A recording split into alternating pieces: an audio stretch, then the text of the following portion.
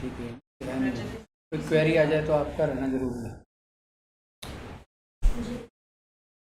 So again, good evening to all of you and the students who will attend the session in the near future online.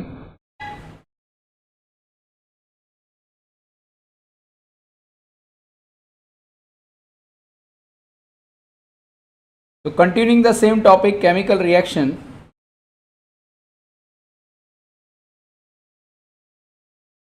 And its type, हाँ.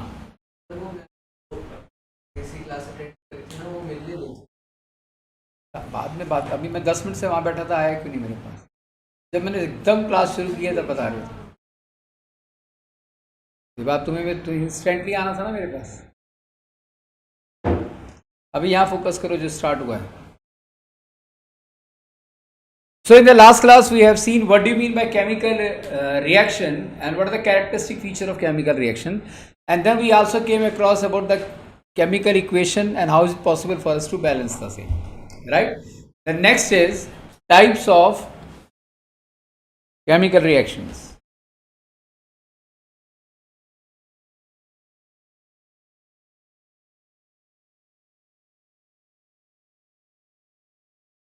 See, there are 5 kind of chemical reactions which we are supposed to study with their respective examples. The first one is a combination reaction, second is decomposition reaction, the third is displacement reaction, the fourth is double displacement reaction, and finally redox reaction. And then we came across about the oxidation in our daily life in the form of corrosion, and NCDT will cover the entire topic. So let's start the very first type,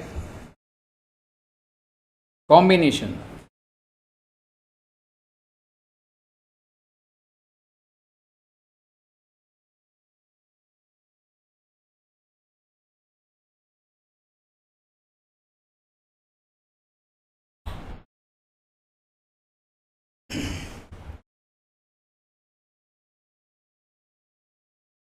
What do you mean by combination reaction? Anybody? Combination reaction is defined as a reaction in which two or more substances, right, combine together leading to the formation of a single substance. दो या दो से ज्यादा substance interact करके केवल एक substance अगर बनाएं तो उसे हम क्या कहेंगे? Combination reaction. बहुत सारे एग्जांपल है, जैसे hydrogen reacts with water, what forms? Water. तो hydrogen and oxygen the pair of reactants, they combine together leads to the formation of water, one single product. That means if we have the formation of a single product by the interaction of two or more reactants, then also regarded to be combination reaction, right? So various examples are as follows. कौन कौन से example हो सकते हैं इसका? अब इसके ना 5-5, 6-6 रिएक्शन जितने आप याद कर सको उतना आपके लिए बेटर रहेगा, राइट? जैसे for example twice of magnesium reacts with oxygen leads to the formation of magnesium oxide, right, in solid form. This is solid, this is gaseous form. Second reaction that we can encounter with is, जो अभी मैंने कहा आपको, hydrogen gas, oxygen gas leads to the formation of twice of, right? The third one, carbon, when reacts with oxygen leads to the formation of किसे? हाँ कह सकते हैं, पर अभी ऑक्सीडेशन वर्ड यूज मत करो, मैं वहाँ पहुँचा नहीं हूँ, right? Yes, it is oxidation. दोनों ऑक्सीडेशन है अनडाउटेडली, अगर तुम्हें ऑक्सीडेशन का मतलब मालूम है तो. Carbon reacts with oxygen leads to the formation of carbon dioxide, right? और क्या एग्जांपल हो सकता है? हाइड्रोजन गैसियस फॉर्म में क्लोरीन के साथ रिएक्ट करेंगे तो that leads to formation of twice of HCl. ये सब मैं ना आपको, मेरे पास कुछ जेरोक्स पड़ी हुई हैं पिछले सालों की, वो आज आपको क्लास के बाद दे दूंगा. एक और क्या हो सकता है? Calcium oxide, right, when reacts with water leads to the formation of calcium hydroxide. ये हम देख चुके हैं. एक और ले सकता हूं मैं, जब अमोनिया गैस रिएक्ट्स करता है हाइड्रोक्लोरिक गैस के साथ, that leads to formation of ammonium chloride, right, in gases form. क्या ये क्लियर है? तो यही नहीं, बहुत सारे एग्जाम्पल ले सकते हैं. Carbon dioxide reacts with carbon monoxide, sorry, carbon monoxide, one of the main pollutant that comes out by the burning of petrol, combustion of petrol or diesel, right, creates pollution in the form of carbon monoxide, sulfur dioxide, sulfur trioxide. चलो लिख देता हूँ मैं वो भी. Twice of carbon monoxide when react with oxygen leads to the formation of carbon dioxide gas. और भाई क्या ले सकते हैं हम, sulphur dioxide reacts with oxygen leads to the formation of twice of sulphur trioxide gas. बहुत सारे example है, कुछ मेन एग्जाम्पल मैंने आपके सामने रख दिए हैं, आपको 5 एटलीस्ट याद रखने हैं.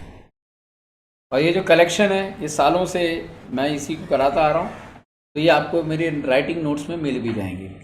Agreed?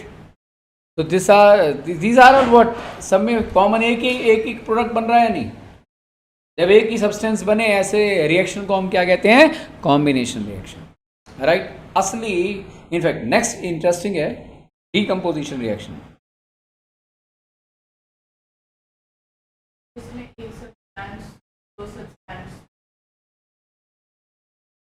Right. Decomposition reaction is defined as a reaction in which a substance splits into, right, much simpler substances. एक कंपाउंड दो या दो से ज्यादा छोटे सिंपल सब्सटेंसेस में बदल सके, उस प्रोसेस का नाम क्या है, डीकम्पोजिशन रिएक्शन.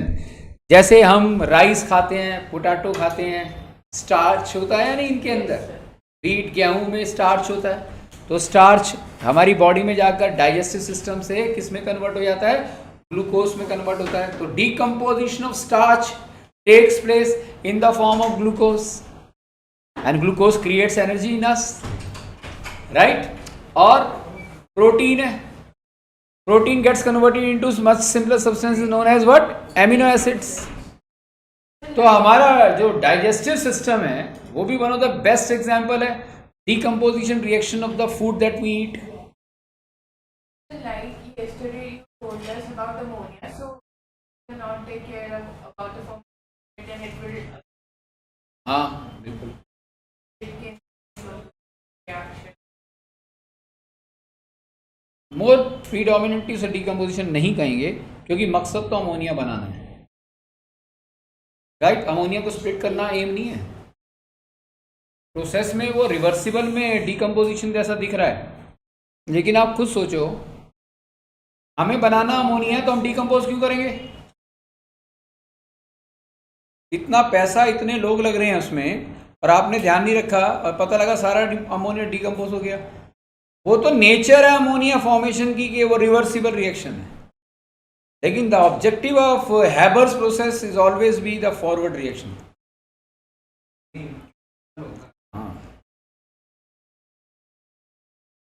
आई थिंक ये बात समझ आ गई. A substance when splits up into the form of two or more simpler substances known as decomposition reaction. तो कुछ एग्जांपल ले लेते हैं कैसे. कैल्शियम कार्बोनेट,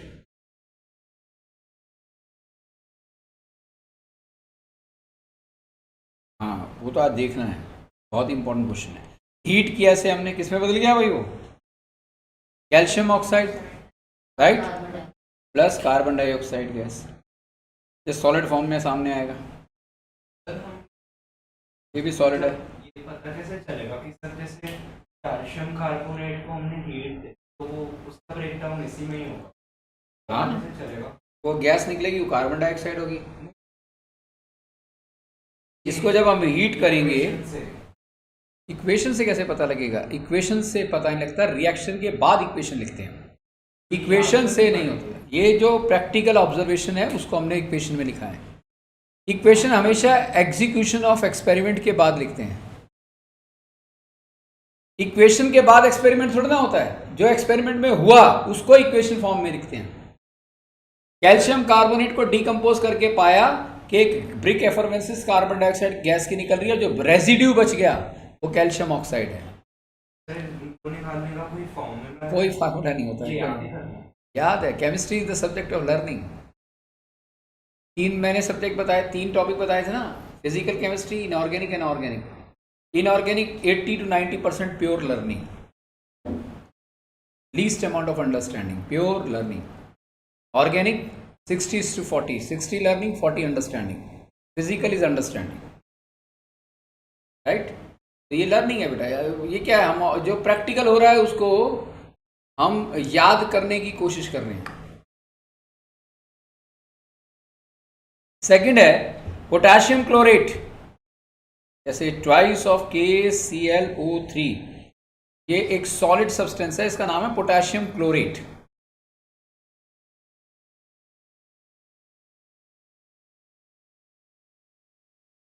जब इसको हमने डिकम्पोज किया तो क्या बन गया, twice of KCl and then thrice of oxygen gas, right, solid form में. ऐसे बहुत सारे एग्जाम्पल है. You will see ferrous sulphate,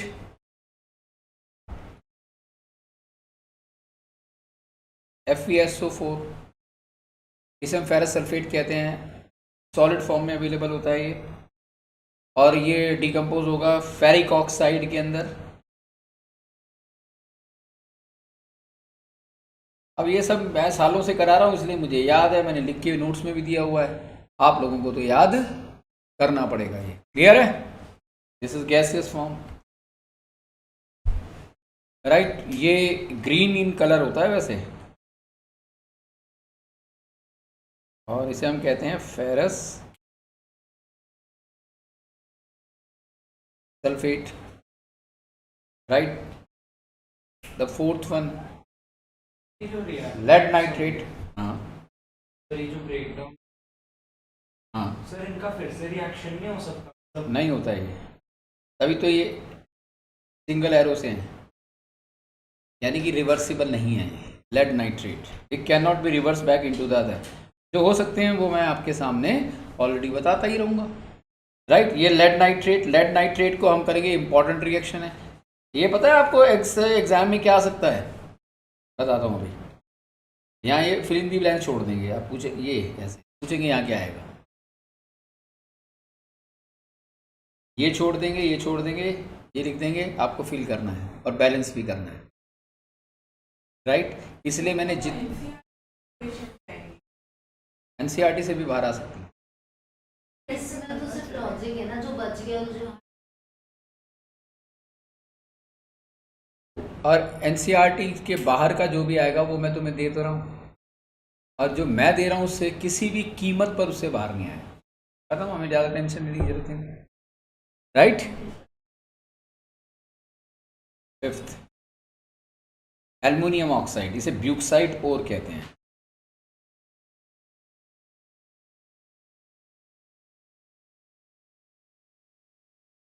aluminium oxide electrolysis की प्रोसेस से, अब मैं इलेक्ट्रोलाइसिस क्या होता है मैं भी आपको समझाऊंगा. और एल्युमिनियम सॉलिड फॉर्म में थ्राइस ऑफ ऑक्सीजन फॉर्म में कन्वर्ट होता है. यानी कि हमने एल्युमिनियम ऑक्साइड ब्यूक्साइड ओर को, और क्या होता है, और एक ऐसा मिनरल होता है जिसके अंदर जो मेटल हमें चाहिए, यानी कि एल्युमिनियम हमें चाहिए, एबंडेंटली मिलता है, बहुत ज़्यादा अमाउंट में मिलता है और आसानी से निकाला जा सकता है. ये मेटल है नॉन मेटल के दौरान और बताऊंगा मैं. लेकिन यहाँ ये क्लियर तो हो रहा है ना, डेल्टा मीन्स हीट. इलेक्ट्रोलाइसिस क्या है वो अभी हम देखेंगे. अच्छा, फिर पानी का इलेक्ट्रोलाइसिस, वाटर को भी हम स्प्लिट कर सकते हैं, नहीं? पानी को जब स्प्लिट करेंगे तो बनेगा twice of H2 gas plus O2 gas, और क्या होगा, सोडियम क्लोराइड. नमक को हम स्प्लिट कर सकते हैं, इलेक्ट्रोलाइसिस, राइट. और ये होगा twice of Na solid form में, और Cl2 gas, if I am not wrong. और क्या हो सकता है, ओके, हाँ, जो अभी मैं इलेक्ट्रोलाइसिस बताऊंगा तो बताऊंगा उसमें. अभी मैं एग्जांपल किस चीज़ के दे रहा हूँ, डिकम्पोजिशन रिएक्शन, राइट. एट्थ, ये बहुत इंपॉर्टेंट रिएक्शन है, ये भी स्प्लिट है.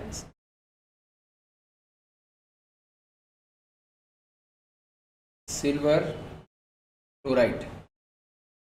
सिल्वर क्लोराइड की स्प्लिटिंग जो होगी वो in the presence of light energy होती है, अदरवाइज नहीं। तो twice of Ag solid form में और Cl2 गैसेस फॉर्म में निकल आता है। लाइट कैसे हो? लाइट का प्रेजेंस चाहिए, लाइट स्प्लिट करने में मदद करता है, खत्म। हीट एनर्जी या सही, सनलाइट, सनलाइट की प्रेजेंस होनी चाहिए। तो वो सनलाइट से हीट एनर्जी तो बाय डिफॉल्ट मिलेगी मिलेगी। फोटॉन्स का भी इम्पैक्ट होता है ना, to enhance the speed of the chemical reaction. यही नहीं, सिल्वर ब्रोमाइड। अगर कोई रह गया तो आप नोट्स में देख लेना। ये हो जाएगा twice of AgS solid form में और ब्रोमीन गैसेस फॉर्म में। भाई समझ आ रहा है या नहीं? राइट। तो ये कुछ 8, 9, 10 एग्जाम्पल हैं, और भी एग्जाम्पल हो सकते हैं जिसमें हम एक कंपाउंड को तोड़कर मच सिंपलर सब्सटेंसेस में बदल रहे हैं। इन्हें हम डीकम्पोजिशन रिएक्शन कहते हैं। हमारी बॉडी में डाइजेस्टिव सिस्टम भी एक एग्जाम्पल डीकम्पोजिशन रिएक्शन का ही है, उसको मैं शुरू में ही बता चुका हूँ आपको। राइट। अब ये जो आखिर के ये जो कुछ रिएक्शन है, इसमें स्पेसिफिकली ये वाला जो रिएक्शन है ये भी बहुत ही इंपॉर्टेंट हुआ करता था आज से 8 साल पहले। 8 साल पहले ये पूरा 5 मार्क का क्वेश्चन होता था, decomposition of bauxite ore. Right, metallurgical process के अंदर मेटल एंड नॉन मेटल में। वो अब सिलेबस से हट गया है, तो हम इसे अभी इतना डिस्कस नहीं करेंगे। इसका थोड़ा आइडिया मैं आपको जरूर दूँ।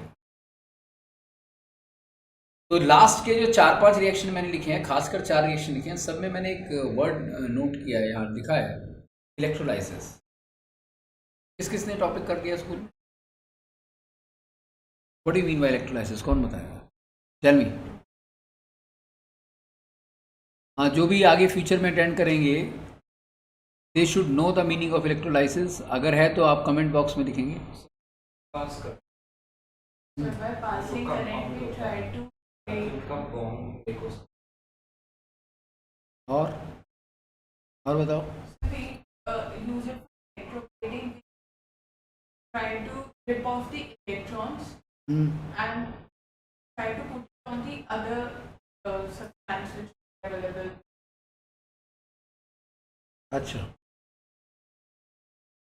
नहीं कोई और आपने किया होगा? What is electrolysis? Tell me, what do you mean by electrolysis? The process of splitting a compound into the form of its ions by the passage of electricity is known as electrolysis. देखो, electrolysis is defined as the process of splitting. Electrolysis is defined as the process of splitting a compound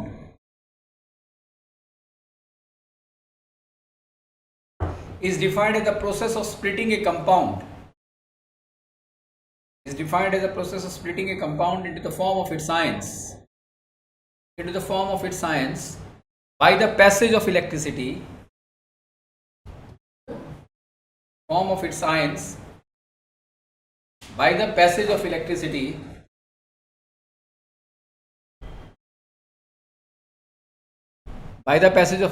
is known as electrolysis. देखो, हमारे पास एक compound है, molten state में, liquid state में, right. और अगर हम उस कंपाउंड के अंदर इलेक्ट्रिसिटी पास कर दें और वो उसको उसके आयंस में बदल दे, तो इस प्रोसेस का नाम क्या है? मेरी वॉइस रिकॉर्ड हो रही है, ये देख लेना जरूर है।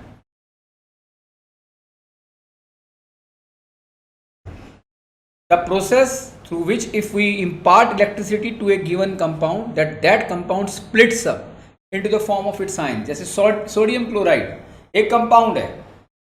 The formation of sodium chloride requires the interaction of Na positive and Cl negative. आप देखो ना, यहाँ ये सोडियम क्लोराइड अपने आप में ही कंपाउंड है, इसको इसके आयंस में बदल दिया है नहीं, राइट। और आयंस में बदलने के बाद यहाँ जो प्रॉपर सोडियम और क्लोरीन हमें मिला बाद में, वो एक अलग बात होगी कैसे मिला।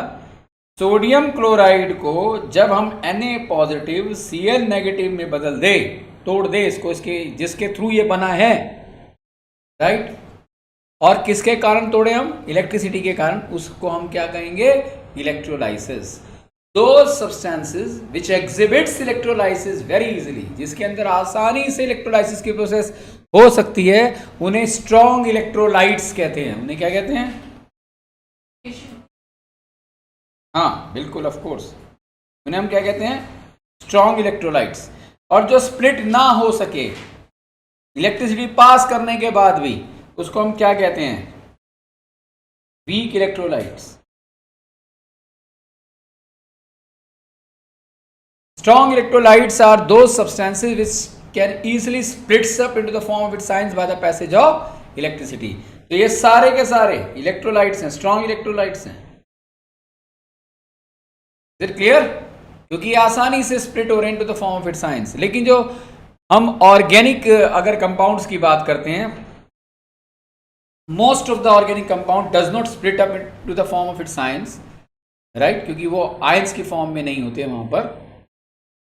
वहाँ स्पेसिफिकली जो उनकी एग्जिस्टेंस होती है वो कार्बन्स कंपाउंड के दौरान मैं आपको ज़्यादा डिटेल में क्लियर करूँगा। आई होप ये बात समझ में आ गई, राइट। तो अब बात उठती है कि भाई आपने कहा कि ये प्रोसेस होती है। अब मैं एक आपको फोटो दिखा रहा हूँ।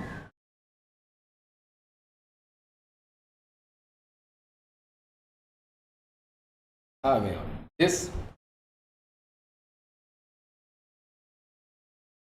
This picture, you need to remember it, absolutely essential. ये आपको 4 मार्क का क्वेश्चन है इन बोर्ड एग्जाम। वहाँ पर आपको क्वेश्चन किस तरीके से आ सकता है? Explain the process of electrolysis of water. और they may ask you that why there is always be double the volume of hydrogen with respect to oxygen during the electrolysis of water. बताया madam ने, important.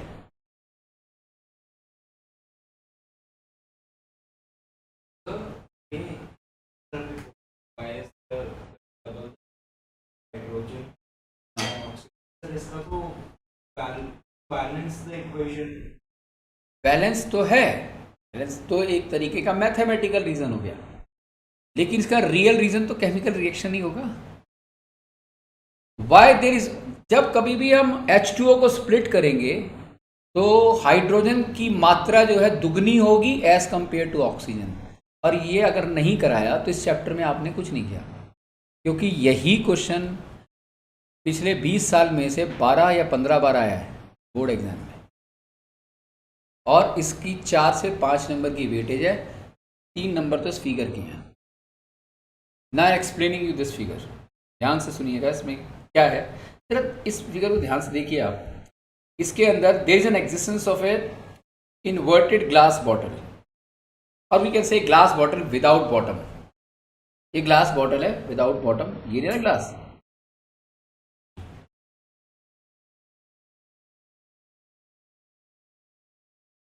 This one, ये है glass, इसका bottom नहीं है। The bottom, right, is attached with what? A rubber cork, very tightly. A non quantity of water is available. मैं इस figure को बना भी सकता था पर 15 मिनट लग जाते, राइट, और मुझे बना के क्या करना है? याद तो तुम्हें करना है। A non quantity of water is available in the container, right. This arrangement of a glass bottle with a rubber cork is done in such a way that there should not be any dip of water out of its bottom, as shown in the figure. निकलना नहीं चाहिए पानी नीचे। क्या ये बात clear है? A small quantity of sulfuric acid is added into it. Water containing sulfuric acid. Sulfuric मतलब H2SO4. Why sulfuric acid is added into the water? Because it facilitate, right, the split of water into the form of its ions. Water यानी कि H2O को H positive, एक ion क्या हो गया? H positive, और दूसरा क्या हो गया? O2 negative. अभी बताऊंगा, मैं लिखने वाला हूं उसे। यानी कि हाइड्रोजन, पानी को उसके हाइड्रोजन आयन में और ऑक्सीजन आयन में कन्वर्ट कर दिया, और वो कन्वर्ट करना आसानी से हो सके। इलेक्ट्रिसिटी छोटी सी भी, अगर हमने 6 वोल्ट की इलेक्ट्रिसिटी भी पास की, फटक से इलेक्ट्रोलाइसिस हो जाए, तो उसके लिए कुछ बूंदे किसकी डाल दी इसमें? सल्फ्यूरिक एसिड की। कंडक्टर बनाने। क्योंकि sulphuric acid is a very very strong electrolyte. A small amount of sulfuric acid, if added to a compound which is also required to be split, then it as a whole splits the process. Splitting the process, it enhances the splitting process, right, within no time. कैसे enhance कर सकते भाई H2SO4 के अंदर हम 1 volt भी देंगे तो स्प्लिट हो जाएगा. तो वो उसकी स्प्लिटिंग दूसरे कंपाउंड को स्प्लिट करने में मदद करती है. As simple as that. मत डालो तुम पानी में सल्फ्यूरिक एसिड मत डालो, वो फिर भी स्प्लिट होगा. 2 घंटे ले लेगा. सल्फ्यूरिक एसिड की बूंदे डाल दो, 10 मिनट में हो जाएगा. Then to conduct electricity, water, ये मतलब pure water तो प्योर वाटर, एक्सीलेंट, ये बात भी सही है, no doubt. But pure water practically होता नहीं है. Is there any possibility of having the pure water in the lab? हमेशा there certain amount of contamination is there in the water. अब हमें तो जल्दी प्रोसेस करनी है तो हम इसलिए एक फैसिलिटेटर को डाल देते हैं, और कोई रीज़न नहीं है इसका. और वो फैसिलिटेटर क्या हो गया? Sulphuric acid. to enhance it. बस दैट इज इट. प्रोसेस आसानी से स्प्लिटिंग हो जाए. हमारा मकसद है तोड़ना उसे. हाँ, लैब में नहीं करेंगे आप, राइट. हायर लेवल पे करेंगे, 10th में नहीं करेंगे, राइट. हायर लेवल में भी आप इसे आगे करेंगे जब अगर आप केमिस्ट्री ऑप्ट करते हैं अंडर ग्रेजुएट प्रोग्राम के अंदर. क्या ये क्लियर है? तो पानी है इसके अंदर, सल्फ्यूरिक एसिड डाल दी कुछ बूंदे इसमें. There is also an existence of a pair of rods, carbon rods. Black rod दिखाई दे रही है ना, carbon rod, which actually pass through this rubber cork. Rubber cork, सुनो तो सही बेटा, you should be a good listener, right. ये कॉर्क है ना, इसमें भी एक होल है, इसमें भी एक होल है. ये कार्बन रॉड इससे पेनिट्रेट कर पानी के साथ मिल गई या नहीं मिल गई? ये दूसरी भी मिल गई या नहीं मिल गई? Pair of carbon rods, right, are inserted into the water. What is the role of carbon rod? अभी क्लियर हो जाएगा, right. The rod which is connected to the negative terminal of the battery, ये battery है, is known as cathode. उसे क्या कहेंगे हम? Cathode. तो this one is known as cathode, and the rod, same carbon rod, which is connected to the positive terminal of the battery is known as what? Anode. Anode represents deficiency of electron and cathode represents enrichment of electrons. Cathode means negative terminal, anode means positive terminal. क्या ये बात clear हो गई? Yes. अब ये rods का काम क्या है? See, battery is the supplier of electrical energy. अरे बैटरी है, ये इसकी इलेक्ट्रिकल एनर्जी पानी में किसके थ्रू जाएगी? कनेक्टिंग वायर्स के थ्रू और ये रॉड के थ्रू. तो the role of the pair of carbon rods is to pass the electricity from the battery into the water. Clear हो गया, right.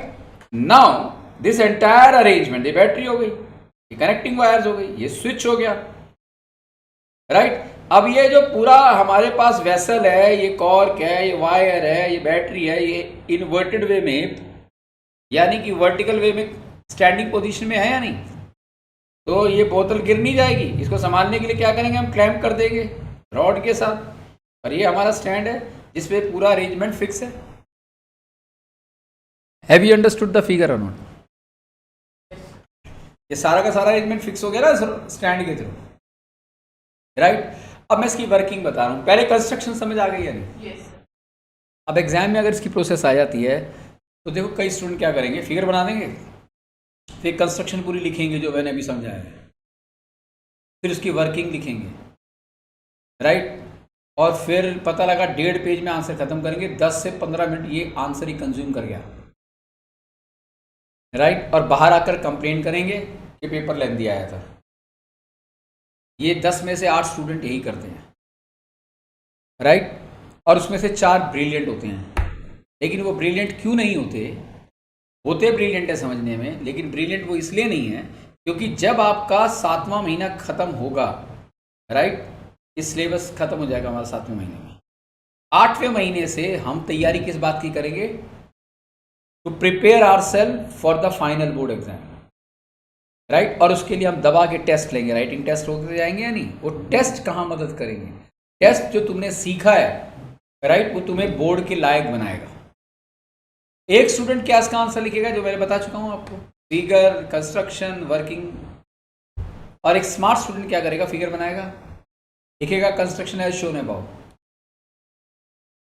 You are not suppose to teach the construction to the teacher who is looking after the answer sheet. कैसे लिख सकते? ये दिखा दी इसीलिए दिख सकते हैं। टीचर्स के पास आईज हैं, वो देख नहीं लेगा हाँ कंस्ट्रक्शन एज शोन अबव।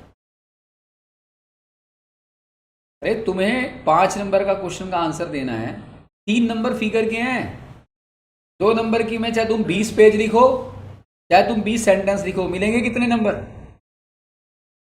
2 ही मिलेंगे। तो 2 नंबर का तो 2 ही मिलेंगे, फिगर के 3 मिलेंगे। तुम्हें जितनी तुमको आफ्टर अंडरस्टैंडिंग ऑल चैप्टर्स ये भी तो सीखना है कि जो पेपर आएगा उसको समय से पहले कैसे खत्म कर रहे हैं। नहीं तो स्टूडेंट्स बाहर आके कहते हैं आता तो है पेपर लेकिन छूट गया क्योंकि लेंदी था। लेंदी नहीं होता, उन्होंने प्रिपेयर ही नहीं किया। मैं कह रहा हूं ये क्वेश्चन आएगा एग्जाम के अंदर, तो एक स्मार्ट स्टूडेंट क्या करेगा? उसका आंसर पहले ही अपने दिमाग में बिठा लेगा, ध्यान कहीं और भी, उंगलियां सही आंसर लिखेगी उसकी। तो कंस्ट्रक्शन वो क्या करेगा? कंस्ट्रक्शन सीधा लिख देगा एज शोन अबव। तो टीचर को बता दिया ना भाई, देख ले ऊपर कंस्ट्रक्शन है, यही है कंस्ट्रक्शन, राइट। अब कंस्ट्रक्शन में ये बॉटल है, ये रॉड है, वो सब लिख तो दिया आपने, बैटरी की जगह बैटरी लिख दी। प्रोसेस एक कंस्ट्रक्शन की बात कर रहा हूं, भी प्रोसेस पे कहां आया। अब मैकेनिक्स आ जाते हैं वर्किंग पर। जब इसका वर्किंग लिखेंगे तो एक स्टूडेंट क्या करेगा? वर्किंग लिखेगा पूरी एक पैराग्राफ की फॉर्म में। नहीं, इसकी वर्किंग लिखनी है in terms of the mechanism of chemical reaction, कि रिएक्शन हुआ कैसे। कैथोड पर होता है रिडक्शन। कैथोड पर क्या है? कैथोड के ऊपर क्या होगा हमारा? रिडक्शन। और एनोड पे हमारा क्या होगा? ऑक्सीडेशन। ये जो मैंने वर्ड यूज किया है रिडक्शन एंड ऑक्सीडेशन, अभी मैं यहां क्लियर कर रहा हूं, राइट। खैर, अब कैथोड पे रिडक्शन होगा या ऑक्सीडेशन, या एनोड पे ऑक्सीडेशन या रिडक्शन, राइट। ये अब क्लियर होगा। वर्किंग समझ में आ गई, सॉरी कंस्ट्रक्शन समझ में आ गई, right. It consists of a glass containing water and a certain amount of sulfuric acid, pair of rods, one attached to positive known as anode, negative cathode, switch, wire, something, that's it, right। अब मैंने यहां switch को close कर दिया। Switch close किया तो current flow करेगा, current enter कर गया नहीं, कार्बन नोड्स के थ्रू पानी के अंदर एंटर कर गया, तो इलेक्ट्रोलाइसिस की प्रोसेस होगी। The passage of electricity into the compound splits the compound into the form of its ions, right। तो ये क्या होगा? मैं यहां लिख दूं इसको, ये जो H2O है आपका, अब इसकी वर्किंग कैसे लिखेंगे? ध्यान से देखिएगा यहां H2O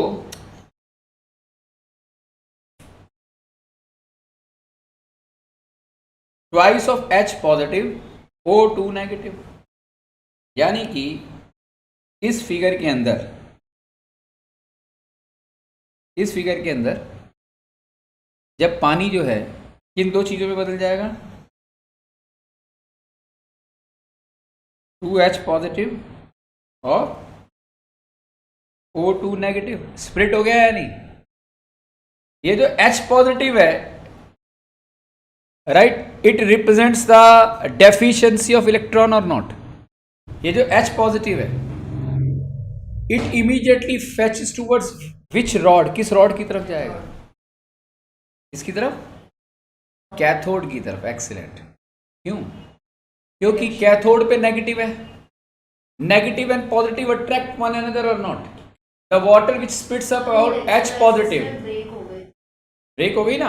अब ये जो H पॉजिटिव है, this H positive will drift towards cathode. Cathode is negatively charge, positive and negative attract one another. So the moment H positive switches towards the cathode, reduction takes place. Reduction means addition of electron. Reduction means, अभी मैं redox reaction में तो आपको बताऊंगा ही बताऊंगा, फिलहाल मैं आपको यहां ये बता रहा हूं, addition of electron is known as reduction. Reduction मतलब addition of electron. तो होगा क्या? अब यहां reduction की प्रोसेस जो होगी वो कैसे होगी? H पॉजिटिव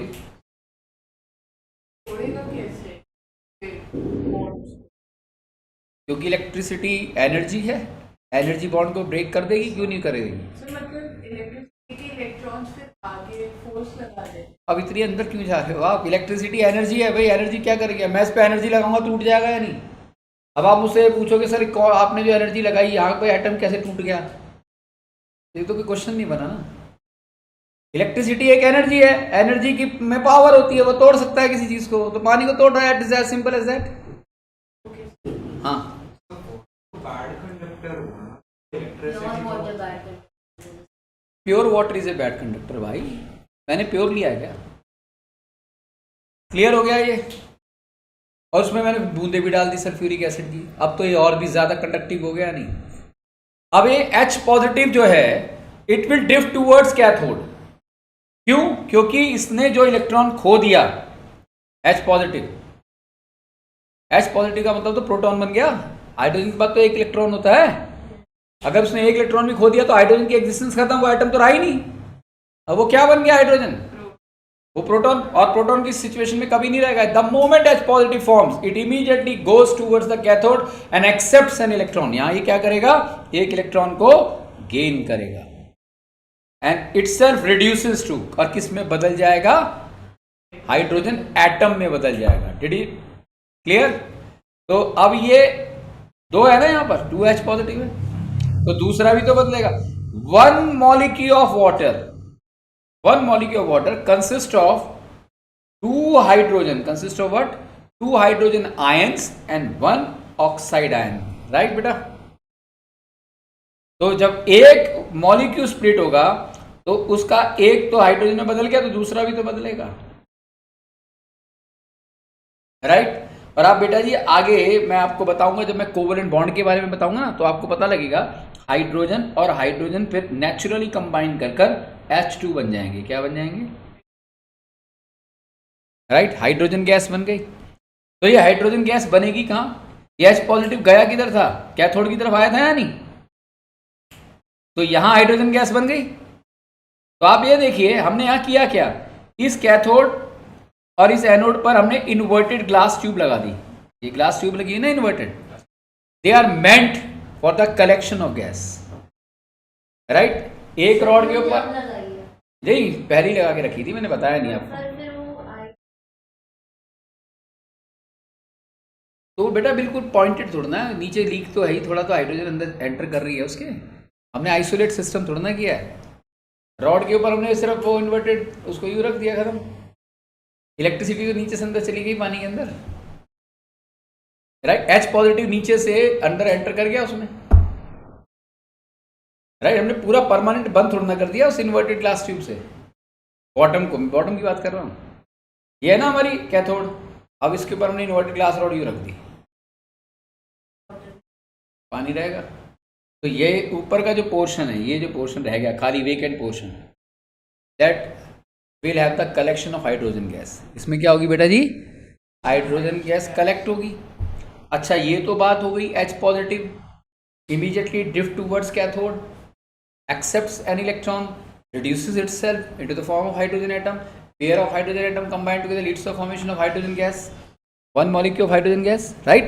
अब वो जो O2 नेगेटिव भी तो बच गया, ये भी तो बच गया, राइट? यानी कि ऑक्साइड आयन की बात कर रहा हूं। Oxide ion means what? Every oxygen atom consist of 2 electrons. तो अब ये क्या होगा? O2 नेगेटिव किधर की तरफ जाएगा? एनोड की तरफ जाएगा। एनोड पॉजिटिवली चार्ज है, O2 negative negatively charge, negative attract with positive, तो O2 negative will drift towards what? It catches towards the, it itself catches towards the anode, anode की तरफ गया। और जैसे ही वो एनोड की तरफ जाएगा, कार्बन रॉड जो पॉजिटिव है, जो एनोड है, वो उसके 2 इलेक्ट्रॉन को खींच लेगा। एक ऑक्साइड आयन के 2 इलेक्ट्रॉन जो ऊपर लगे हुए हैं ना, उसको एक्सेप्ट कर लेगा, राइट? यानी कि रिमूवल ऑफ इलेक्ट्रॉन हुआ या नहीं? तो एनोड पे ये जो रिडक्शन की प्रोसेस होती है कहां होती है? ये कैथोड पर। और एनोड पर कौन सी होगी? Removal of electron, addition of electron known as reduction, removal of electron known as oxidation. Oxide atom का क्या हुआ? अभी बताया ही नहीं तो समझ कैसे आएगा? पेशेंस नहीं है ना तुम्हारे अंदर, सुनो तो सही पहले। O2 नेगेटिव है जो मैंने कहा ना, O2 नेगेटिव किधर की तरफ गया, एनोड की तरफ गया। तो एनोड की तरफ जाते ही ये every oxide ion releases it's 2 electron. देखो गेन को ऐसे लिखते हैं हम, लेफ्ट साइड में प्लस, तब हमारा एटम बनता है, और जब लॉस को हम राइट साइड में +2। इस इक्वेशन का मतलब क्या हुआ, that means this oxide ion releases it's 2 electron. ये जो 2 इलेक्ट्रॉन और खुद किस में बदल गया, ये ऑक्सीजन एटम में। और ये 2 इलेक्ट्रॉन कहाँ चले गए, these 2 electrons are captured by anode. Anode उसको खींच लेगा 2 इलेक्ट्रॉन को, और ऑक्साइड आयन को किस में बदल दिया उसने, ऑक्सीजन एटम में। अब ये ऑक्सीजन एटम क्या करेंगे, oxygen oxygen combine together oxygen बनती है या नहीं। अब H2O है, ट्वाइस करता हूं, ये बैलेंस हो गया या नहीं। तो आप यहां देखिए कि कैथोड के ऊपर H पॉजिटिव कैथोड पर गया, रिड्यूस हुआ, गेन किया, और हाइड्रोजन एटम में बदला। Pair of hydrogen atom, H2O के अंदर 2 हाइड्रोजन है या नहीं, और 1 ऑक्सीजन है। 1 molecule of H2O consist of how many hydrogen. तो कैथोड पर 2 हाइड्रोजन कंबाइन कर H2 गैस बनी या नहीं बनी। और ऑक्सीजन, अकेला ऑक्सीजन जब एनोड पर गया तो वो ऑक्साइड एटम में बदल गया नहीं, ऑक्साइड आयन ऑक्सीजन एटम में बदल गया नहीं, राइट। लेकिन एक मॉलिक्यूल थोड़ा ना है पानी का, यहां तो abundance and abundance of H2O Avogadro number point of view से है नहीं, 6.0, पता नहीं कितने एवोगैड्रो नंबर्स हैं इसमें। हाँ नीचे, हाँ बेटा सही है, क्वेश्चन सही पूछा आपने। ये है ना रॉड, आपने इन्वर्टेड ग्लास ट्यूब को उस पर रख दिया, तो नीचे कोई बाइंडिंग थोड़ी ना कि अब बंद करा गया है, तो नीचे से आराम से जाएगा, पानी तो है ही अंदर, हो ही रहा है, प्रोसेस तो आसानी से हो रही है, राइट। तो यहां पर कलेक्शन ऑफ ऑक्सीजन होगा, यहां क्या होगा, कलेक्शन ऑफ ऑक्सीजन, और यहां क्या होगा, collection of hydrogen. Twice of H2 लिख दिया मैंने। So what we see that at the cathode end there is always be twice the volume of hydrogen as compared to oxygen at the anode end, right। अब ये देखिए कि cathode पर H2 की formation हुई, एनोड पर ये हुई, और रियलिटी में ये स्प्लिट हो गया है नहीं, right. H2O splits into the form of twice of hydrogen as compared to oxygen, right। कोई डाउट, हाँ। वो बाइंडिंग नहीं होती, तो सर वो एकदम स्टेबल होना चाहिए। स्टेबल का क्या मतलब हुआ, पानी तो सारे में है, नहीं तो वो स्टेबल पानी का तो गिलास हो गया है। ग्लास रोड वहां से, तो हिलने से क्या फर्क पड़ता है। मैं कहता हूँ स्टेब पूरे को हिला भी दो, कोई फर्क नहीं, ऑक्सीजन रिडक्शन ऑक्सीडेशन तो फिर भी होगा। अरे इलेक्ट्रिसिटी के कारण हो रहा है वो, इससे लगाई ताकि कलेक्ट हो जाए वो। बिल्कुल। और क्या, तो एक inverted gas tube, inverted glass हमने सिर्फ इसलिए लगाए कि हमें कलेक्शन करना है हाइड्रोजन और ऑक्सीजन, ये दोनों जो। पर इसका मतलब ये नहीं है कि प्रोसेस ऑफ इलेक्ट्रोलाइसिस को ये रोक देंगे, राइट। मुझे कंफर्म करना, oxide is an ion and oxygen is actually an atom, बिल्कुल सही है। ऑक्साइड जो आयन है ना बेटा जी, ये एनायन है। आयन के बारे में मैंने आपको बताया था, electrically charge state of an atom is known as ion. There are 2 types, cation and anion. An atom once releases an electron or electrons out of it gets converted into cation. And when an atom accepts an electron or electrons becomes anion. तो फिर वहाँ पे दोबारा atom बन जाता है। हाँ release। बिल्कुल बिल्कुल, आई होप ये बात समझ आ गई। Yes. तो अब इसकी वर्किंग में बेटा जी आपने पता है क्या लिखना है। स्मार्ट स्टूडेंट क्या करेगा, ये पहले तो ये लिखेगा वर्किंग के दौरान, रिएक्शन मैकेनिज्म लिखेगा in terms of chemical reaction, और वो लिखेगा at cathode and, at cathode and reduction हो रहा है, और ऐसे लिखेगा। और एट एनोड ऑक्सीडेशन हो रहा है। Oxidation means removal of oxygen, reduction means addition of electron. ये मैं रिडॉक्स में लिखवा दूंगा आपको, फिलहाल समझ आ गया ना। So that means the splitting of H2O is accomplished by the formation of hydrogen at the cathode end and oxygen at the anode end. Is that clear? Yes, sir. So the entire process takes place by the existence of reduction at cathode and oxidation at anode. And what we see that twice the volume of hydrogen is available at cathode with respect to oxygen at anode. इतना आपने जो लिख दिया ना ये reduction chemical mechanism, chemical reaction mechanism और mechanism of the chemical reaction और mechanism of electrolysis, this and finally this, और ये figure you will get full marks 5 out of 5. No need to write in English language कि exactly cathode पे क्या हो रहा है, और आपने पूरी इंग्लिश लैंग्वेज में लिख दिया लेकिन इस तरीके से नहीं लिखा तो आपको 2 में से 1 नंबर मिलेंगे, चाहे आप 1.5 पेज लिख देना. Chemistry is the subject of chemical equation, right. At its best जहां जहां केमिकल इक्वेशन लिखी जा सके, answer should always be in the form of chemical equation, not in the form of paragraph, right. मतलब electrolysis और oxidation नहीं होती है. हाँ, electrolysis actually carry out, right. The outcome of electrolysis is in the form of reduction of hydrogen and oxidation of oxygen, reduction of hydrogen and oxidation of oxygen. अब है ना ब्यूक्साइड और मैंने कहा था आपको Al2O3 याद है, तो ब्यूक्साइड और ना ये मैं आपको आगे जब हम मेटल नॉन मेटल करेंगे मेटलर्जी के प्रोसेस पर आऊँगा.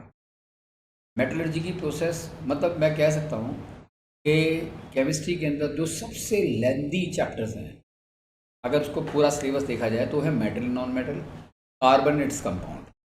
ये सबसे बड़े चैप्टर है, right. Metal and non metal जितना समय में ख़त्म होगा इतने में हमारा chemical reaction acid base and salts खत्म हो जाएगा, बल्कि उसके बाद भी टाइम मेटल नॉन मेटल में ज़्यादा लगेगा, राइट. और जिस दिन कार्बन कंपाउंड खत्म हुआ 90% केमिस्ट्री खत्म होगा. Such an abundance of detail available over there. और सुना इस बार सिलेबस में कुछ भी डिलीटेड नहीं है, every part is available, right. फिर भी नया सिलेबस आ गया, मैं भेजूंगा, उसमें मैंने देखा नहीं ढंग से, पर सुनने में यही आया है. क्या ये बात क्लियर हो गई? तो बेटा जी आपको ये समझ आ गया what do you mean by electrolysis, right. तो आपको एग्जाम में क्वेश्चन आएगा तो आप इसका आंसर अपनी लेवल में लिख लेंगे. थोड़ा सा आइडिया दे दूँ मैं ब्यूक्साइड और का, Al2O3 जब स्प्लिट होगा तो twice of aluminium ion plus thrice of O2 negative में बदलेगा. ये ना केमिकल बॉन्डिंग में तुम्हें एक्सप्लेन करूँगा, बड़ा इंटरेस्टिंग टॉपिक है केमिकल बॉन्डिंग जब हम आएंगे, यानी कि when I will start with metal and non metal. इस चैप्टर को ख़त्म करते ही मैं acid base and salt start नहीं करूँगा. ये CBSE बोर्ड ने हेराकरी गलत दी है. सबसे पहले पता क्या देना चाहिए था? Chemical bonding. केमिकल बॉन्डिंग की पूरी एक्सप्लेनेशन के बाद आपको समझ आ जाता है कि कंपाउंड बनते कैसे हैं. फिर उसके बाद होना चाहिए था केमिकल रिएक्शन, फिर उसके बाद acid base, so on and so fourth. अब वो केमिकल बॉन्डिंग इन्होंने डाल दिया तीसरे चैप्टर के साथ. अब मैं आपसे क्वेश्चन पूछता हूँ. मैंने कहा अमोनियम क्लोराइड NH4Cl3, मैंने आपसे कहा मीथेन CH4, मैंने आपसे कहा सोडियम क्लोराइड, मैंने कहा मैग्नीशियम ऑक्साइड, एल्युमिनियम ऑक्साइड, बोला ना यहाँ पर. मैं आपसे पूछता हूँ Al2O3 कैसे बना, बताओ. क्या बता दोगे अभी? Can you explain how is it possible to have the formation of Al2O3 right now? यानी कि ये हम पढ़ रहे हैं लेकिन हमें पता ही नहीं कि फॉर्म कैसे हुआ. तो मैं जब केमिकल बॉन्डिंग लूंगा तो आपको समझ आ जाएगा Al2O3 कैसे बना, सोडियम क्लोराइड कैसे बना, मैग्नीशियम क्लोराइड MgCl2 कैसे बना. कैसे बना का क्या? ये मैं यूं कहता हूं मैग्नीशियम क्लोराइड का फार्मूला ये है. एटॉमिक लेवल ये क्यों है? इसका फार्मूला ये क्यों नहीं है? यही क्यों है? वो तो बैलेंस. हाँ, वैलेंसी के बेसिस पर होता है. तो इंटरेक्शन कैसे हुआ, बना कैसे, प्रोसेस क्या है MgCl2 बनने की? उसे केमिकल बॉन्डिंग कहते हैं और इलेक्ट्रोवैलेंट बॉन्डिंग कहते हैं. इसे जैसे आते जाते हैं, राइट. एक्सीलेंट. क्या क्राइटेरिया होता है, अच्छा लगता है पढ़ाने में. Yes you understood it. वो प्रोसेस समझनी है ना, राइट. तो वो आपको पता ही नहीं, हम पढ़ रहे हैं Al2O3. मैं सिंपल से क्वेश्चन पूछता हूँ कि the formula of aluminum oxide is Al2O3. Why? Can you give the answer? Can you give the answer right now? Why aluminum oxide consists of 2 aluminum and 3 oxygen? अरे हाँ या ना में जवाब दो ना. Why to waste time? जबरदस्ती answer नहीं देना. नेचर नहीं, इसके पीछे एक पूरी टेक्निकल प्रोसेस है. वो टेक्निकल प्रोसेस अभी मैंने आपको पढ़ाया नहीं तो पता कैसे लगेगा? आपने 9th में पढ़ा ही नहीं, आपने अब तक नहीं पढ़ा, कोई नहीं बता सकता क्योंकि आपने उस चीज़ से अभी इंट्रोड्यूस ही नहीं हुए. मैं इंट्रोड्यूस पहले करना चाहिए था. मैं कहना ये चाहता हूँ. तो आपको Al2O3 पता होता भाई कैसे बना तो चीज़ें आसान नहीं से और बढ़िया ढंग से समझ आती है नहीं. जबकि ये क्वेश्चन आपके दिमाग में नहीं आया, नहीं तो आप में से किसी एक को पूछना था सर आपने Al2O3 क्यों लिखा, आपने Al3O2 क्यों नहीं लिखा, या आपने AlO क्यों नहीं रखा. Aluminium oxide can also be regarded as AlO. समझ आया मैं जो कहना चाह रहा हूं? क्लियर? नहीं समझ में आया? राइट. तो यहां पर ये एल्यूमिनियम ऑक्साइड इस तरीके से स्प्लिट होता है. अब ये जिस कंटेनर में होगा वो ग्लास कंटेनर की जगह यहां पर एक मेटेलिक बॉक्स होता है पूरा, उसके अंदर एल्यूमिनियम ऑक्साइड मोल्टन स्टेट में होता है. वहां भी कैथोड एनोड होता है. तो ये एल्यूमिनियम किधर किधर भागेगा? कैथोड या एनोड? Al3 पॉजिटिव है, कैथोड की तरफ जाएगा. पॉजिटिव है, नेगेटिव की तरफ जाएगा. कैथोड इज ऑलवेज भी नेगेटिव. एक में वैन जाएगा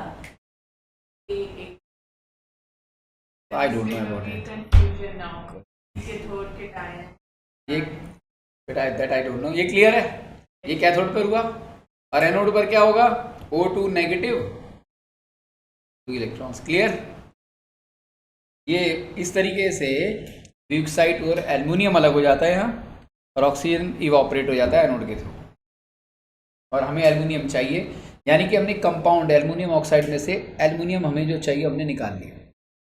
और एल्युमिनियम तो बहुत इंपॉर्टेंट मेटल है, इंडस्ट्रियल लेवल पे 80% काम आता है. राइट. बड़ी बड़ी फैक्ट्री इंडस्ट्री लगी हुई है एल्युमिनियम के एक्सट्रैक्शन की. कई एकड़्स के अंदर हजारों लोग काम करते हैं वहाँ. आई होप ये बात समझ आ गई. पर ये अब हमारे सिलेबस से निकाल दिया गया. This is all what you mean by electrolysis of water.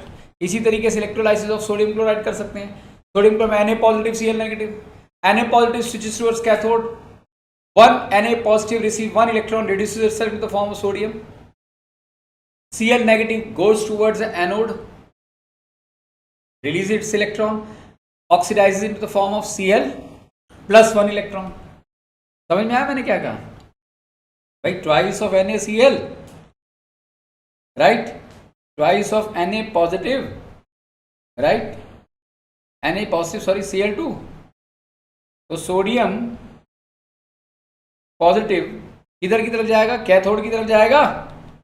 Atom में बदल गया. और Cl नेगेटिव क्लोराइड किधर की तरफ गया?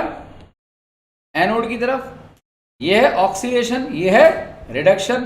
रिडक्शन कहाँ होता है? कैथोड पर. और ऑक्सीडेशन कहाँ होता है? एनोड पर. मेटल नॉन मेटल में दोबारा बताऊंगा मैं यही बातें. ये बहुत ही इंपॉर्टेंट है. Electrolysis of sodium chloride extremely important है. राइट. यहाँ एक बहुत ही इंपॉर्टेंट क्वेश्चन पूछा जाता है, पर वो अभी नहीं, उस दौरान देखेंगे. क्या ये बात क्लियर है? So this is how the electrolysis process takes place. The whole objective of electrolysis is to separate the constituent particles of the given compound into the form of its ions by the passage of electricity. Right? आगे चले. तो इस तरीके से हमें electrolysis की process समझ में आ गई. ये सारे नोट्स यही मिलेंगे आज आप. ये काफ़ी साल पुराने हैं, ये 2016 के हैं ये.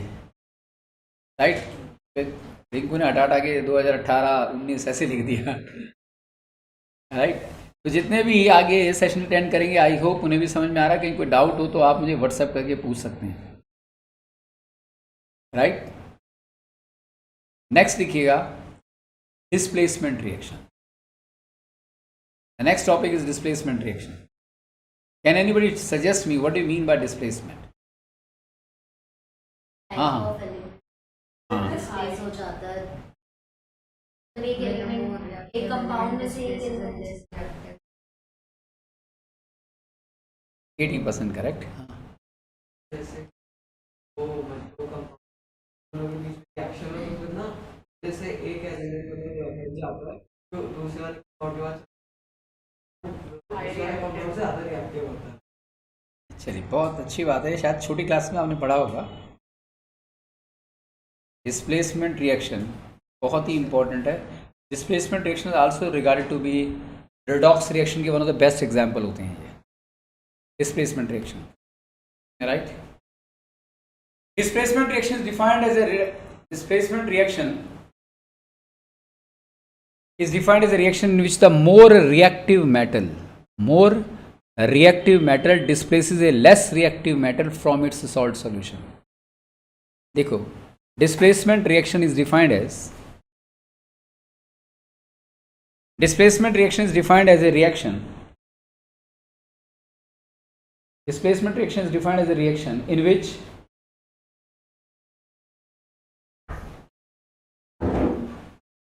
more reactive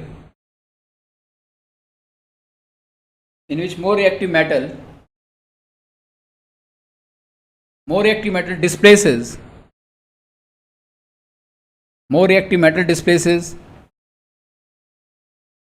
a less reactive metal from its salt solution. पीछे का बंद है। From its salt solution.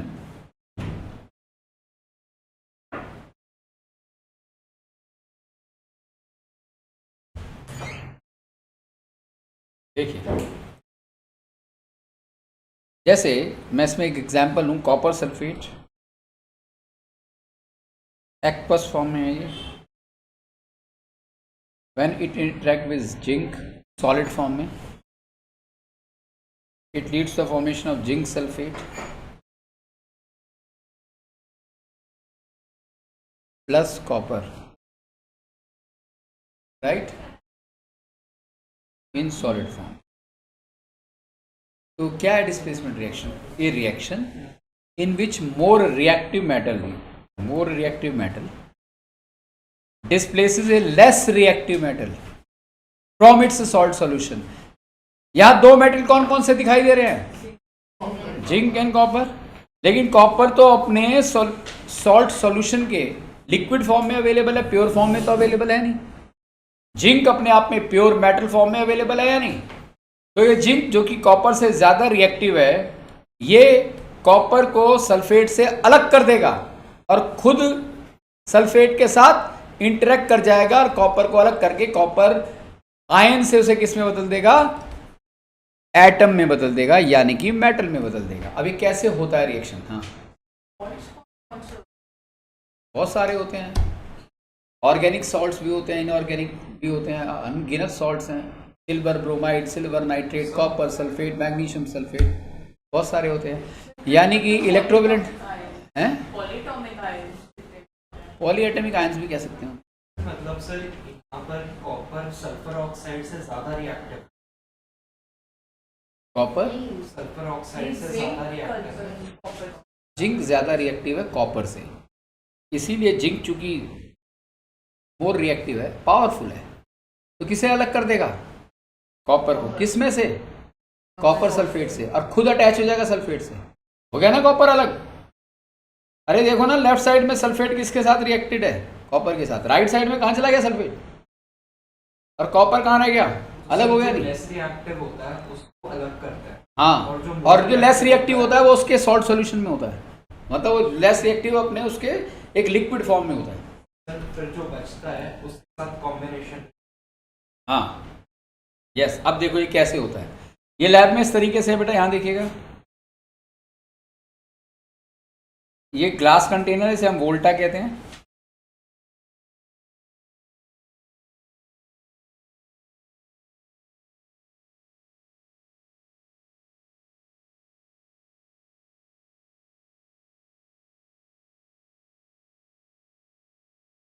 ये देखिए बेटा, ये ग्लास कंटेनर है।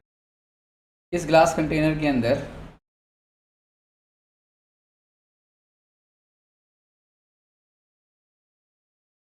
ये ब्लू कलर्ड कॉपर सल्फेट है।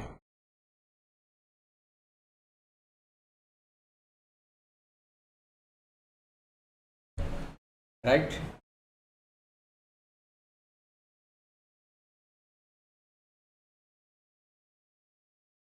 ग्लास कंटेनर, और ये ब्लू कलर में क्या है, copper sulphate in aqueous form.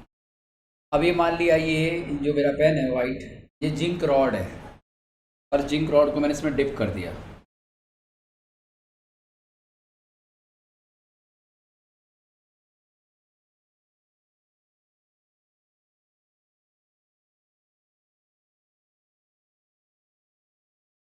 ये पूरी रेड रॉड है, तो मैंने इसमें छोड़ दिया। 2 घंटे के बाद आकर देखता हूँ कि जिंक रॉड, ये जो ब्लू कलर है ना, जिंक रॉड तो रही नहीं, वो इसमें घुल गई, मिक्स हो गई। और ये जो ब्लू कलर्ड है, ब्लू कलर, ये कलरलेस में बदल गया। किस में बदल गया? ये कलर ही नहीं रहा इसमें, और नीचे एक मड बन गया, कॉपर मड। सारा का सारा कॉपर नीचे जाकर being metal having high density settle down at the bottom of the container. At the bottom of the container में जाकर वो पूरा का पूरा कॉपर अलग हो गया, राइट। तो a more reactive metal displaces a less reactive metal from its salt solution known as displacement reaction. अब इस डिस्प्लेसमेंट रिएक्शन का मैं मैकेनिज्म आपको बता रहा हूँ, राइट।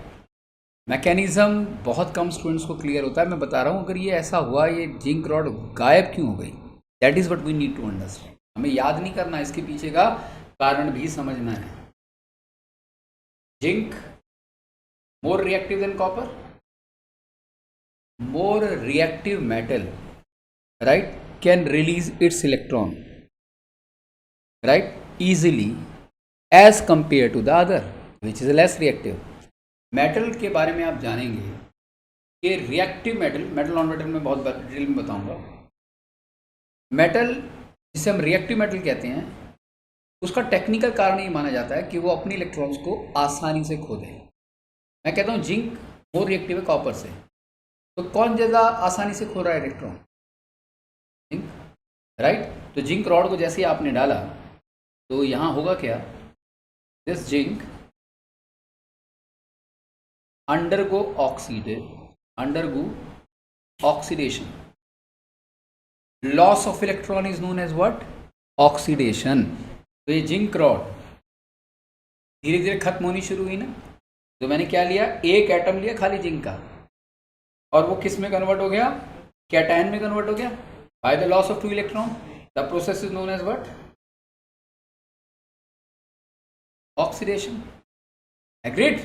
और ये कॉपर सल्फेट के अंदर ध्यान से देखिए, कॉपर 2 पॉजिटिव, SO4 2 नेगेटिव है या नहीं?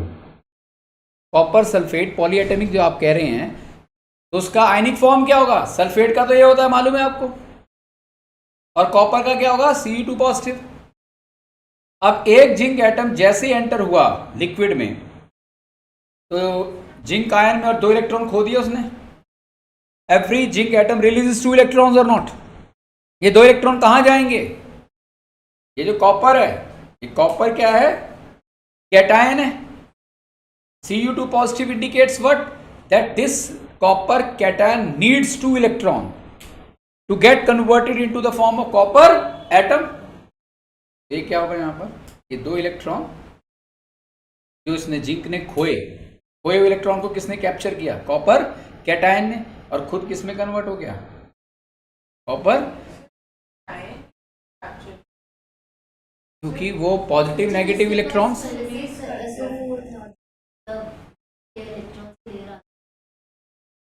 क्योंकि जिंक मोर रिएक्टिव है ना, उसने 2 इलेक्ट्रॉन को खोया। वो 2 इलेक्ट्रॉन जो खोए कॉपर ने गेन कर लिया। और ये जो जिंक सल्फेट है, ये जिंक 2 पॉजिटिव है, वो कॉपर के साथ जो अटैच सल्फेट था उसके साथ इंटरेक्ट कर गया, और क्या बन गया? Zinc sulphate. समझ आया? क्यों नहीं कर सकता कैटायन? वहां जब हमने H पॉजिटिव लिया था तो तुमने समझा क्या इलेक्ट्रोलिसिस ऑफ वाटर को? जब H पॉजिटिव गया, किसके पास गया था H पॉजिटिव? कैथोड के पास। वहां 2 इलेक्ट्रॉन गेन नहीं किए थे उसने, 1 इलेक्ट्रॉन गेन नहीं किया था H पॉजिटिव ने। तो Cu2 positive is always ready to accept electron. अरे वो तो पॉजिटिवली चार्ज बॉडी है, पॉजिटिवली चार्ज बॉडी को जिंक के थ्रू दो नेगेटिवली चार्ज बॉडी मिल गई या नहीं मिल गई, तो उसे कैच करेगा नहीं. Positive negative attract one another, positive and negative attract one another. पूरी कर लेगा. बिल्कुल सही समझा. अब हर copper cation, every copper cation reduces to copper atom. एक है, 1,00,000 है, 1 करोड़ है, 1 मिलियन है, बिलियन है, ट्रिलियन है, सबके सब किस में बदल गए? कॉपर एटम में. यानी कि किस में बदल गए? कॉपर मेटल में. और सारे के सारे गिर के कहाँ चले गए? Bottom of the container. नीचे से आगे सेटल हो गए या नहीं? एक कॉपर प्रोटॉन है ना, प्रोटॉन वर्ड नहीं बोलते बेटा से, ये तो कैटायन है. हाँ कैटायन. कैटायन है, प्रोटॉन मत बोल देना. सर ये कॉपर कैटायन फिर जिंक इलेक्ट्रॉन से मिलकर कॉपर एटम बना हाँ और फिर वो नीचे सेटल डाउन हो. बिल्कुल सही कहा. साइमल्टेनियसली होती है, लगातार होती रहती है. और तब तक होती रहती है जब तक सारे का सारा जिंक खत्म ना हो जाए और सारे का सारा कॉपर नीचे बैठ गया. और पूरा जो जिंक सल्फेट, जिंक आयन जो बना, ये जो बन गया ना जिंक आयन, सल्फेट आयन के साथ इंटरेक्ट करके किस में बदल गया? पूरे की पूरी कंपोजिशन ही बदल गई. Did you get it? Yes, sir. This process is known as mechanism of displacement reaction. तो यहां आप लिखेंगे, ये तो होगा हमारा रिडक्शन, और ये क्या हो गया हमारा? ये है हमारा ऑक्सीडेशन, ये रिडक्शन, और ये प्रॉपर जिंक सल्फेट की फॉर्मेशन.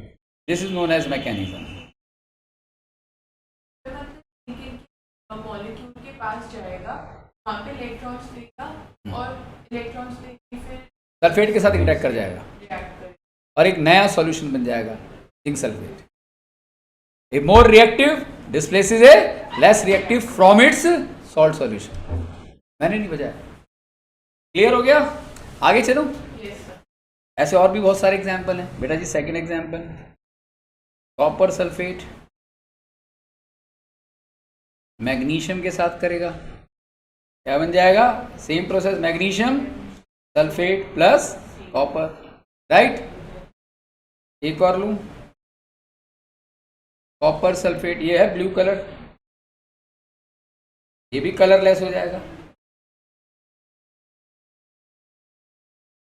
राइट. इस तरीके से कॉपर सल्फेट आयरन के साथ रिएक्ट करेगा, क्या बन जाएगा? FeSO4 plus Cu. ये ब्लू कलर में होगा और एक इसमें बदल जाएगा ग्रीनिश के अंदर. Got it? बहुत सारे एग्जाम्पल है और ये सभी एग्जाम्पल्स को मैंने एक लिस्ट में बना ही रखा है. एक और एग्जाम्पल देता हूँ, जैसे for example copper oxide. Copper oxide react with magnesium. Fourth वाला वही है ना, कॉपर सल्फेट के अंदर आयरन में डालते हैं. हाँ वो सही कहा. ये क्लियर है? Copper oxide magnesium, magnesium oxide copper. Clear? समझ में आ रहा है ना बेटा? Yes, sir. कॉपर ऑक्साइड से कॉपर बन गया, यानी कि कॉपर ऑक्साइड में कॉपर कैटायन की फॉर्म में है और एटम में बदल गया. तो कैटायन एटम में बदलता है गेन ऑफ इलेक्ट्रॉन से, और गेन ऑफ इलेक्ट्रॉन को क्या कहते हैं? रिडक्शन. तो यहां कौन सी प्रोसेस हो रही है? मैग्नीशियम जो कि एटम की फॉर्म में था, क्या बन गया? Magnesium oxide. मैग्नीशियम कैटायन में बदल गया ना, एटम कैटायन में बदल गया. लॉस ऑफ इलेक्ट्रॉन हुआ या नहीं? राइट. तो ये प्रोसेस क्या होगी? ऑक्सीडेशन. कितना क्लियर है या नहीं? तो जो केटायन अपने इलेक्ट्रॉन्स को छोड़ता है वो एक्चुअली रिएक्ट करते टाइम ही सिर्फ छोड़ता है. हाँ. जब उसे कंपाउंड्स बनते हैं, वैसे एटम बनने तो भाई वो छोड़ेगा तो तब जब कोई दूसरा एक्सेप्टर होगा. छोड़ना तब होता है जब there must be an existence of another which acts as an acceptor. एक डोनर है, एक एक्सेप्टर है. फिर कंपाउंड ही बनाते हैं. बिल्कुल. मॉलिक्यूल. अब वो पूरा कंटेनर खाली है, कॉपर सल्फेट उसमें आई नहीं, आपने रॉड जा दी जिंक के, तो अब थोड़ा ना जिंक अपने इलेक्ट्रॉन खोएगा. रॉड तो आप 10 घंटे बाद भी वहीं मिलेगी, लेकिन उसमें आप कॉपर सल्फेट डाल दोगे तो क्या हो जाएगा? फिर खत्म हो जाएगी. क्यों? क्योंकि एक एक्सेप्टर आ गया. जो जिंक इलेक्ट्रॉन खोएगा उसको गेन करने वाला एक एक्सेप्टर आ गया, copper. Right, from its salt subject. I hope ये समझ में आ गए। ऐसे 7-8 रिएक्शन है, वो सब मैंने क्लास नोट्स में बना के दे रखे हैं।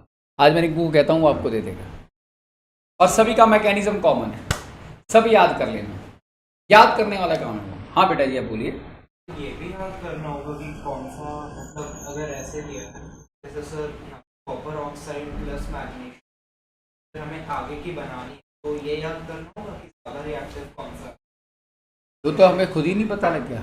तो डिस्प्लेसमेंट रिएक्शन में मैं अब आपसे पूछता हूँ, तुमसे ही पूछता हूँ, इसमें से कौन सा ज़्यादा रिएक्टिव है, कॉपर या मैग्नीशियम? बस खत्म कहानी, राइट। जिसमें more reactive displaces less reactive. तो क्लियर हो गया? यही तो समझाया है मैंने। अब चाहे डिस्प्लेसमेंट के तुम्हारे सामने 10,000 रिएक्शन रख दें, सबका प्रोसेस सेम होगा या नहीं? राइट मेरा पर्पस तुम्हें इक्वेशन देना नहीं है। 99% सारी इक्वेशन दे देते हैं, इसको एक्सप्लेन नहीं किया जाता। मैंने पूरा तुम्हें अंदर का टेक्निकल कॉज एक्सप्लेन कर दिया, and I guarantee you nobody is going to teach you at the school level as well. क्या था क्या ये तुमने, यही तो समझना था, नहीं तो हम कर क्या रहे हैं ऐसे। मैं अब आपको और भी, मैं केमिस्ट्री के अंदर इतना स्ट्रॉन्ग कर दूंगा कि 11th एंड 12th की केमिस्ट्री आपके लिए एफर्टलेस हो जाएगी। राइट बस आपका साथ चाहिए कि आप हर चीज़ को ढंग से समझें और घर पे मेहनत करें। अब ये जो मैंने समझाया है ऑक्सीडेशन रिडक्शन, ये किसी बुक में नहीं मिलेगा, लखमीर सिंह में भी नहीं है, एनसीईआरटी। तो आज जो समझ आ गया, घर जाते ही नोट्स बना लेना इसके, कल तक मत छोड़ना, नहीं तो दिमाग से निकल जाएगा। Mechanism of displacement reaction is not there in the books, so you need to write on your own। Clear है? और ये याद रहेगा तो जीवन भर के लिए तुम्हें डिस्प्लेसमेंट में साफ कोई डिस्प्लेसमेंट रिएक्शन सामने आया तुम्हें पता लग गया कौन रिएक्टिव है कौन लेस रिएक्टिव है, और वो लेस रिएक्टिव अलग क्यों हुआ, that is also clear to you, and that's what is required at entrance level. Right आगे क्लियर हो गया ना? यहाँ अब डबल डिस्प्लेसमेंट रिडॉक्स ये अगली क्लास तक ही पहुंच पाएंगे, ठीक है?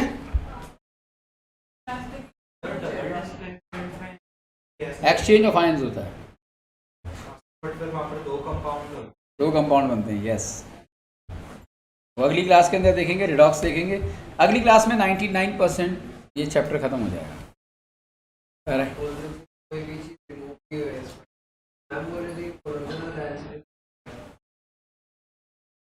पता नहीं बेटा, मेरे को सिलेबस देखने दो। कोरोना सारे आ रहे हैं उसके अंदर से कुछ ना कुछ अभी भी काट रखा है, दिखा दिया। अभी भी काट रखा है। बेटा मैं क्या बोलूँ, मैं चेक करूँगा तो बताता हूँ, ठीक है?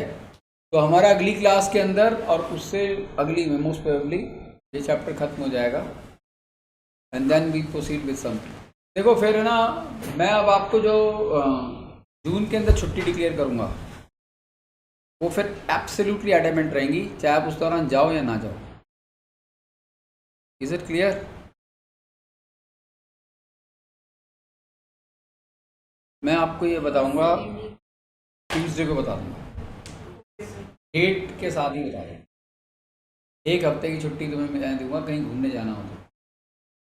राइट हिमाचल वगैरह मत चले जाना, सारा यहाँ तो एकदम पब्लिक की बाढ़ आई हुई है वहाँ, केदारनाथ बद्रीनाथ लाखों लोग।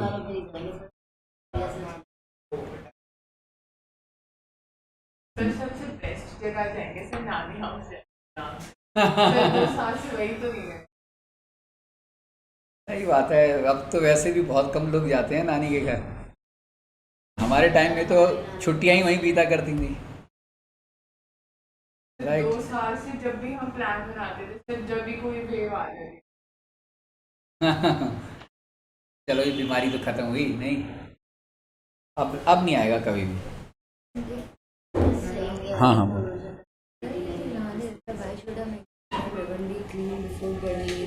अगली क्लास के अंदर why should magnesium be clean? हाँ, because it facilitate the easy burning.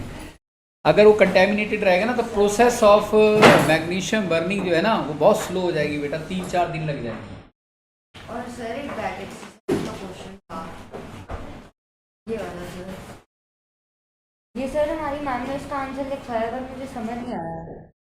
हाँ, oil and fat containing food items are flushed with nitrogen because the nitrogen actually prepares, it envelops the food, right, completely, so as to prepare the fat and oil present in the food to undergo oxidation, right.